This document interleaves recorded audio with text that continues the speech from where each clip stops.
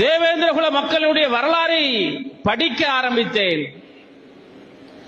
அப்பொழுதுதான் தெரிந்தது, கிட்டத்தட்ட 45 ஆண்டுகளாக நாம் இப்படி பாரம்பரியமிக்க ஒரு வரலாற்று மிக்க சமூகத்தை படிக்காமல் இருந்துவிட்டு நான் பிறந்த சமூகம் மட்டுமே பெரிய சமூகம் என்று கண்மூடித்தனமாக வாழ்ந்து விட்டோமே என்று சொல்லி நான் வருத்தப்பட்டேன்.